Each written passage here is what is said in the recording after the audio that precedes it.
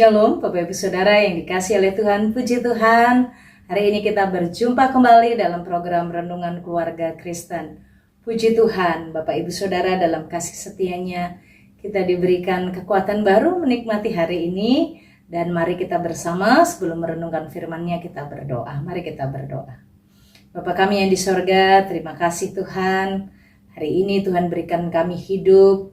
Terima kasih hari ini Tuhan beri kami kekuatan. Terima kasih Engkau sudah menjaga, melindungi kami dari kecelakaan mara bahaya. Dalam istirahat kami, Tuhan telah memberikan penjagaan sempurna. Dalam setiap aktivitas panjang hari yang telah kami lewati, tangan Tuhan juga menopang dan memegang kami. Terima kasih Bapa yang baik. Terima kasih Allah yang dahsyat. Terima kasih penolong yang setia. Kami bersyukur untuk semua kebaikan-Mu.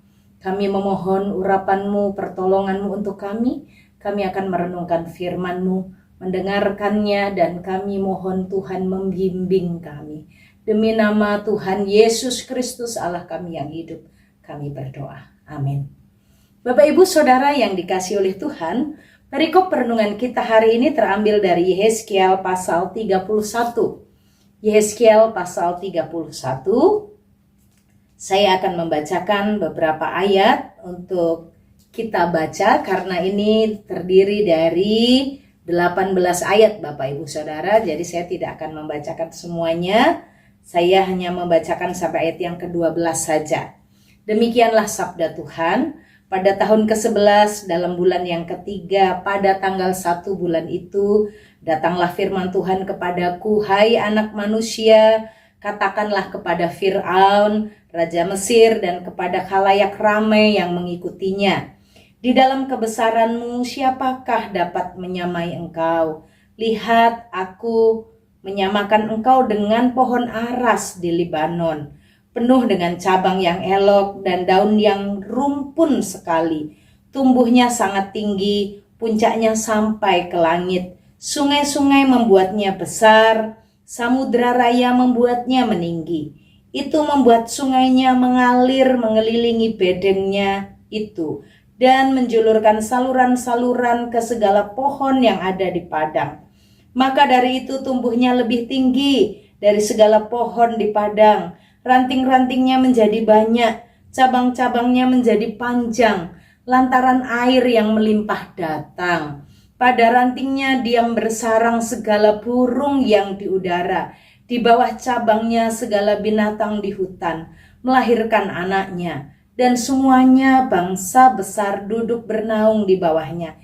Ia elok karena besarnya dan karena cabangnya yang panjang-panjang. Karena akarnya julur jalar sampai di air yang berlimpah-limpah. Pohon-pohon aras di dalam taman Allah tidak akan dapat menyainginya. Juga pohon sanobar tidak akan dapat menyamai ranting-rantingnya, dan pohon berangan tidak dapat dibandingkan dengan cabang-cabangnya. Segala pohon-pohon yang di taman Allah tiada yang dapat disamakan dengan dia mengenai keelokannya. Aku membuat dia sungguh-sungguh elok dengan cabang-cabangnya yang sangat rapat. Di Taman Eden, di Taman Allah, segala pohon-pohon cemburu kepadanya. Oleh sebab itu beginilah firman Tuhan Allah. Oleh karena ia tumbuh tinggi dan puncaknya menjulang sampai ke langit, dan ia menjadi sombong karena ketinggiannya, maka aku telah menyerahkan dia ke dalam tangan seorang berkuasa di antara bangsa-bangsa, supaya ia memperlakukannya selaras dengan kejahatannya. Aku menghalau dia. Orang-orang asing, yaitu yang paling ganas di antara bangsa-bangsa, akan menebang dia dan membiarkannya di atas gunung-gunung dan di semua lembah.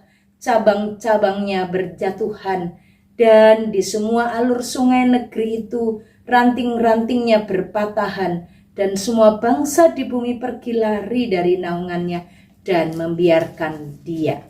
Terpujilah Tuhan dan diberkati oleh Tuhan setiap kita yang membaca merenungkan firman Tuhan dalam hidup tiap-tiap hari. Bapak Ibu Saudara yang dikasihi oleh Tuhan, hari ini kita bersama belajar dari apa yang Tuhan sampaikan kepada Yehezkiel secara khusus untuk disampaikan kepada Fir'aun.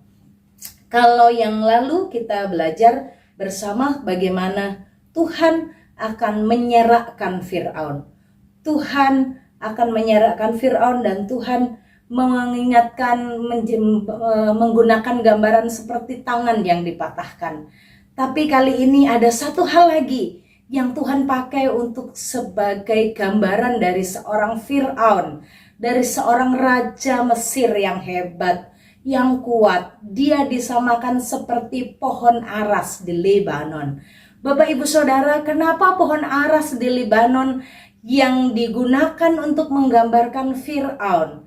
Dan sangat jelas sekali tadi teks dari ayat 1 sampai ayat yang ke-12 kita baca kelebihan dari pohon aras di Lebanon.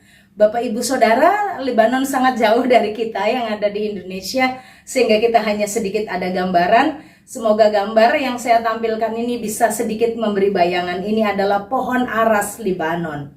Pohon aras di Lebanon ini Bapak Ibu Saudara memiliki kelebihan dari semua pohon, seperti yang dituliskan dalam Alkitab. Pohon aras di Lebanon ini adalah pohon aras yang berasal dari hutan Lebanon.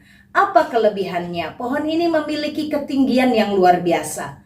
Tingginya pohon aras ini 25 meter, bisa sampai 40, dan jika dia terus bertumbuh itu bisa sampai 50 meter.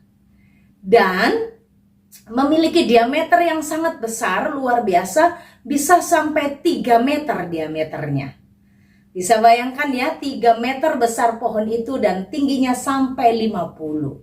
Dan memang pohon aras ini tumbuhnya tidak di lembah, tapi di hutan-hutan gunung Lebanon, di daerah yang tinggi, di dataran yang tinggi, dan makanya dia pohonnya terus menjulang. Ya, dia di pinggiran-pinggiran begitu, dan dia terus meninggi ke atas, terus meninggi ke atas. Bahkan ada sumber yang mengatakan bagaimana umurnya pohon aras di Lebanon ini bisa sangat lama, bisa ratusan tahun. Maka pohon ini memiliki kekuatan yang begitu luar biasa. Dia bukan hanya memiliki secara tinggi lebih dari pohon-pohon yang lain yang ada di hutan. Tidak ada yang membandinginya, tidak ada yang sama. Tuhan sudah sebutkan tidak ada. Pohon berangan tidak, pohon sanobar tidak. Ranting-rantingnya, cabang-cabangnya aja nggak bisa dibandingkan, nggak bisa. Itu hanya rantingnya, apalagi pohonnya gitu ya. Dia memiliki kekuatan yang khusus karena dari batang dari pohon aras Lebanon ini memiliki zat yang membuat dia tidak bisa mempan dengan perusak-perusak kayu. Maka kalau kita mengingat kayu yang digunakan untuk membangun bait Allah pada masa Salomo adalah pohon aras dari Lebanon ini. Pohon yang memiliki kekuatan yang luar biasa. Tingginya iya, gedenya iya, kekuatannya iya, semua dia punya. Dan Tuhan menjelaskan dengan luar biasa. Engkau menjadi besar, engkau menjadi tinggi, karena ada samudra raya yang membuatnya, ada sungai-sungai yang membuat kamu besar. Kamu tidak besar karena dirimu sendiri, tidak. Ada air-air yang di sekitarmu yang mendukungnya. Lantaran air yang melimpah. Sampai digambarkan karena besarnya pohon aras di Lebanon. Itu binatang-binatang hutan beranak di bawahnya. Burung-burung juga tinggal di ranting-rantingnya. Ini juga merupakan gambaran bagaimana Mesir, karena saking besarnya Firaun dengan sangat hebatnya memimpin Mesir, sehingga banyak negara-negara juga datang berlindung di bawah Mesir. Banyak bangsa-bangsa yang meminta tolong kepadanya. Dan inilah yang membuat Mesir menjadi sombong. Firaun menjadi sombong. Dikatakan dalam ayat yang ke-10, oleh sebab itu beginilah firman Tuhan. Oleh karena ia tumbuh tinggi, dengan puncaknya menjulang sampai ke langit, dan ia menjadi sombong karena ketinggiannya, maka aku akan membiarkan dia ditebang. Ada hal yang menarik. Memiliki ketinggian yang luar biasa, sampai 50 meter. Memiliki kebesaran luar biasa, sampai 3 meter diameternya. Tetapi Tuhan katakan apa? Aku akan membiarkan kamu ditebang. Setinggi apapun, sebesar apapun, pohon aras di Lebanon itu masih bisa ditebang. Mau menyatakan kekuasaan Tuhan yang besar. Sehebat apapun, setinggi apapun, sekuat apapun manusia, sepintar apapun, bisa dipatahkan, bisa dirobohkan, bisa dijatuhkan oleh Tuhan. Bapak Ibu Saudara, tidak ada manusia yang kebal dari Tuhan. Tidak. Karena kalau manusia jadi kuat, manusia jadi hebat, harus tahu latar belakangnya, tahu asal-usulnya, tahu diri. Yang buat kita besar, yang buat kita kuat, yang buat kita sanggup sampai hari ini hanyalah Tuhan. Maka jangan sampai karena semakin tinggi itu kita terus menjadi sombong. Jangan sampai karena kita sudah banyak belajar, banyak baca, kita jadi punya banyak pengetahuan dan itu membuat kita juga jadi sombong. Bapak Ibu Saudara yang dikasih oleh Tuhan, kita sudah 3 hari ya bahas tentang Mesir. Saya pikir sudah selesai, tapi ternyata tidak. Tuhan masih mau kita belajar lagi di pasal 31 ini. Tentang Fir'aun, tentang Mesir. Dan tetap yang dibahas adalah kecongkakan, kesombongan. Saat pohon aras itu meninggi, dia menjadi sombong. Bapak Ibu Saudara, Tuhan mau mengingatkan bahwa kita harus ingat apa yang membuat kita ada sampai hari ini. Kalau pohon aras di Lebanon itu bisa menjadi tinggi, bisa menjadi besar, karena Tuhan memberikan aliran-aliran air dari sungai-sungai di sekitarnya. Bahkan dikatakan samudera raya mengairi dia dengan melimpah. Kalau tidak ada air, pohon aras tuh nggak bisa tumbuh tinggi, nggak bisa menjadi besar. Dan kalau sudah tinggi ya ingat, setinggi apapun di puncak gunung engkau bisa dipatahkan. Bahkan ranting-rantingnya dipatahkan oleh Tuhan sampai dikatakan semua hewan-hewan yang biasa berlindung itu lari meninggalkan dia. Bapak Ibu Saudara, demikianlah juga Mesir akhirnya ditinggalkan oleh orang-orang yang berlindung kepadanya, oleh orang-orang bangsa-bangsa yang mencari mereka. Setelah Mesir jatuh, tidak ada lagi yang ada di sekitar Mesir, ditinggalkan. Jangan merasa bangga jika banyak orang mencarimu dan meminta pertolonganmu. Karena di saat engkau jatuh, engkau tinggal sendirian. Saat engkau gagal, saat engkau roboh, tidak ada yang setia menolongmu. Maka selalulah ingat untuk tetap rendah hati di hadapan Allah. Dan selalu ingat, kita ada sampai hari ini hanya karena Tuhan. Bapak Ibu Saudara yang dikasihi oleh Tuhan, sampai hari ini kita ada karena adanya pengorbanan Yesus. Minggu ini kita memasuki ibadah Minggu Palma. Kita diingatkan bagaimana Yesus dalam kemahatauannya tahu di Yerusalem dia akan menderita. Di Yerusalem dia akan dikhianati. Di Yerusalem dia akan ditangkap. Dia akan direndahkan. Dia akan diludahi. Dia akan dicabik. Dia akan diseret. Dia akan diarak dan dipermalukan. Dibawa ke bukit Golgota untuk disalibkan. Tapi Yesus tetap memasuki Yerusalem. Bapak Ibu Saudara, mari kita ingat. Kita ada sampai hari ini. Kita diselamatkan oleh karena pengorbanan Tuhan yang besar. Maka mari kita kembali ingat, semua hanya karena Yesus Kristus yang berkorban untuk kita. Apalah yang kita bisa banggakan kalau kita bisa melayani Tuhan, kalau kita bisa beribadah, kalau kita bisa terlibat dalam aktivitas pelayanan kita di rumah Tuhan, bukan karena kita hebat, bukan karena kelebihan kita, tapi karena Tuhan mau pakai kita. Biarlah dalam segala hal yang kita lakukan, kita tahu semua hanya karena kasih karunia dan hidup kita dalam hati yang menghamba. Tuhan menolong kita, mari kita berdoa.